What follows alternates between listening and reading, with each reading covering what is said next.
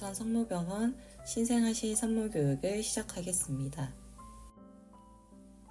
첫 번째로 신생아 기본관리입니다. 체온 및 환경관리입니다. 겨드랑이에서 체온을 잴 때는 땀을 잘 닦고 밀착시켜서 아기가 안정된 상태에서 체온을 잽니다. 신생아 정상 체온은 36.5에서 37.5도이며 실내 온도는 24에서 26도, 습도는 40에서 60% 유지해주시면 좋습니다. 미열 발생 시 입고 있던 옷을 벗기고 손수건을 사용하여 가볍게 미온수로 닦아줍니다. 그럼에도 열이 안 떨어지고 38도 이상 고열이 지속적으로 발생할 시 외래 또는 응급실을 방문하세요. 다음은 목욕입니다. 목욕에 필요한 준비 물품은 이렇게 구성되어 있습니다. 목욕물의 온도는 38에서 42도가 적당하며 팔꿈치를 담궜을 때 따뜻하다고 느낄 정도가 적당합니다. 신생아 목욕은 하루에 한 번 가능한 일정한 시간에 시행하도록 합니다. 아기 옷을 입힌 상태로 시작하고 손수건에 물을 묻혀 가볍게 눈을 닫고 이때 안에서 밖으로 닦아줍니다. 그 다음 코, 입 순서로 부드럽게 닦아주시면 됩니다. 이때 주의할 점은 아기의 귀에 물이 들어가지 않게 엄지와 중지로 잘 막아주시고 아기가 떨어지지 않도록 팔 안쪽으로 잘 고정해주세요.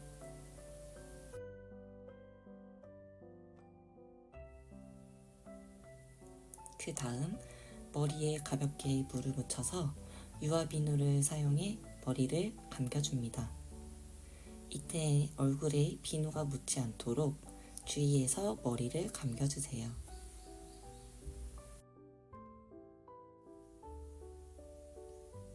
아기가 춥지 않도록 머리 먼저 수건으로 물기를 깨끗하게 닦아줍니다. 그 다음 이제 옷을 벗기고 몸통을 씻겨주시면 됩니다.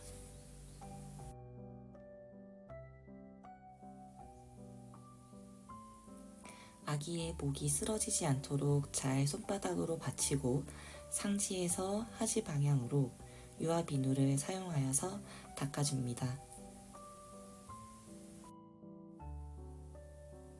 아기를 뒤로 돌릴 때에는 아기의 겨드랑이에 엄마의 손을 넣어 아기를 잡고 엄마에게 기대도록 합니다.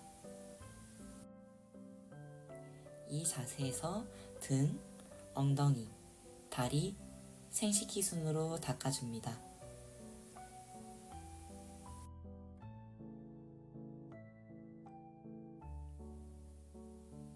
그 다음 깨끗한 대야로 옮겨 비눗물을 헹궈줍니다. 목욕 시간은 5분 정도가 적당하며 보온 유지가 중요합니다.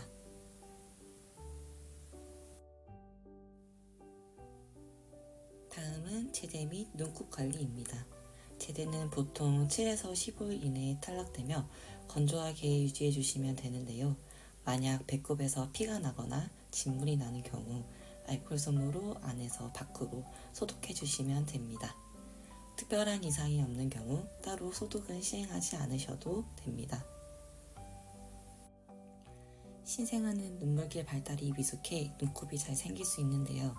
물이나 생리식염수를 묻혀 가볍게 닦아주시면 되고 눈곱이 너무 심할 경우 눈 감염 등의 위험 요소가 있기 때문에 전문적인 진료를 받아보시는 것을 추천합니다. 다음은 기저귀 교환입니다. 기저귀는 하루에 6에서 10회 교체해주며 배변 영상을 관찰하고 피부 발진이 생기지 않도록 깨끗하게 닦아줍니다. 생후 1에서 2일에는 검은 태변 이후 황금색 변이 정상이며 변이 지나치게 묽거나 하얗다면 병원에 방문해주세요. 다음으로는 기저귀 교환 방법입니다. 기저귀를 교환할 때는 발을 잡고 들어 올리기보다는 양 발목 위쪽 종아리나 무릎을 한 손으로 부드럽게 감싸 엉덩이를 들어줍니다. 그러고 난 다음 기저귀를 교체해 주시면 됩니다. 이때도 동일하게 아기를 들어주시면 됩니다. 다시 기저귀를 채울 때에는 기저귀가 제대 아래에 위치하게 채워주시는데요. 제대는 항상 건조하게 유지되어야 되기 때문입니다.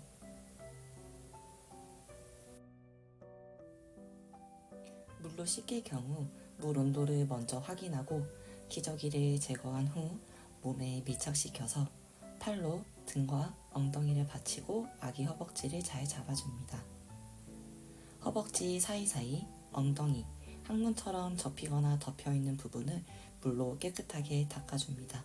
여자아이의 경우 유도와 질, 항문의 거리가 가깝기 때문에 위에서 아래 방향으로 닦아주세요. 다음은 예방접종입니다. 비형간염 접종은 0개월, 1개월, 6개월에 걸쳐서 접종을 진행하고 엄마가 만약 비형간염 보균자 혹은 감염자의 경우에는 헤파빅을 추가로 접종합니다. 예방접종 시 아기 수첩을 지참하시고 되도록이면 오전에 방문하셔서 주사를 맞으시길 권장드립니다.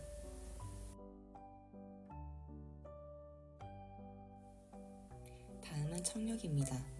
청력검사는 생후 1개월 내에 검사하며 만약 재검이 필요할 시 이비인후과 협진을 통해서 정밀검사를 진행합니다. 결과는 퇴원 시에 알려드립니다. 다음은 대사입니다. 이 검사는 발달장애 및 대사질환을 조기에 선별할 수 있는 검사입니다. 이 검사는 출생 48시간 이후 일반 부유나 모유를 섭취하면서 대사 과정을 지켜본 후 시행하게 되며 늦어도 7일 이내 검사를 시행해야 합니다.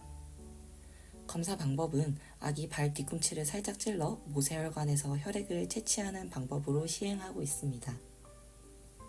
검사 결과는 2주 후 소아청소년과 외래에서 확인할 수 있으며 재검이나 양성이 나올 시 외래가 당겨질 수도 있습니다. 두 번째로 수유에 대해서 설명드리겠습니다. 조유 방법입니다. 분유를 탈 때에는 먹는 물을 끓여서 70도 정도로 식힌 후 사용합니다. 소독된 젖병에 수유양의 2분의 1 정도 70도 이상의 물을 넣은 후 수유양에 맞는 분유를 넣고 젖병을 흔들어 분유를 잘 녹여줍니다. 이후 남은 온수로 수유량을 채워줍니다. 다음은 분유수유입니다. 아기가 가슴 위치까지 오도록 안고 수유 쿠션을 이용하여서 높이를 맞춰줍니다. 그 다음 아기의 뒷목이 엄마의 팔꿈치 안쪽에 닿도록 위치를 잡아준 뒤 아기의 목 부분에 손수건을 덧대어줍니다. 아기의 입가에 젖병의 젖꼭지 부분이 닿도록 톡톡 건드려 아기 입을 벌리게 하고 이때 아기가 입을 크게 벌리지 않는다면 젖꼭지 부분을 돌려 입을 벌리도록 유도합니다. 젖꼭지가 아기의 혀 위로 들어갈 수 있도록 해주며 젖병 각도는 45도 정도로 유지하여서 수유합니다. 만약 아기가 수유 중 캑캑거리는 경우 사례가 들린 경우이므로 수유를 중단하고 아기의 등을 가볍게 쳐준 후 아기의 상태를 확인해 주세요.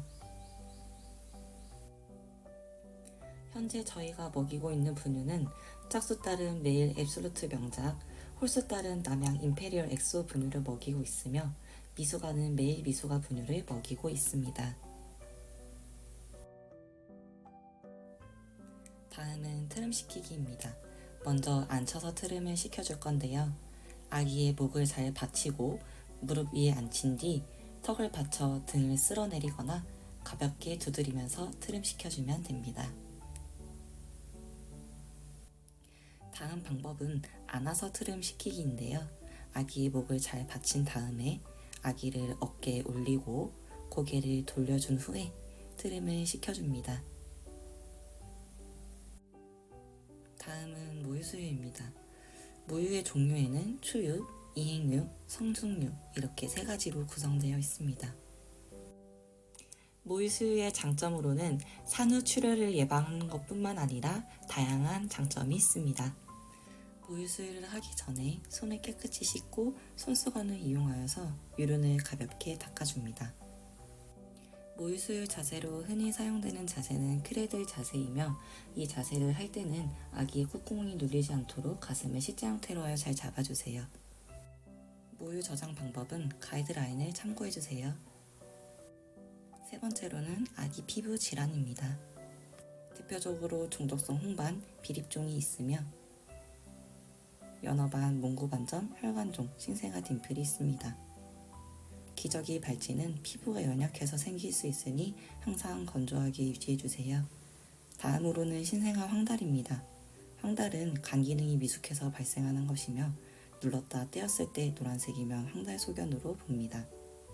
검사는 피부 혹은 발 뒤꿈치 체열 두 가지 방법이 있고, 치료 방법은 입원해서 광선 치료를 진행하고 심해지면 교환 수혈을 고려합니다.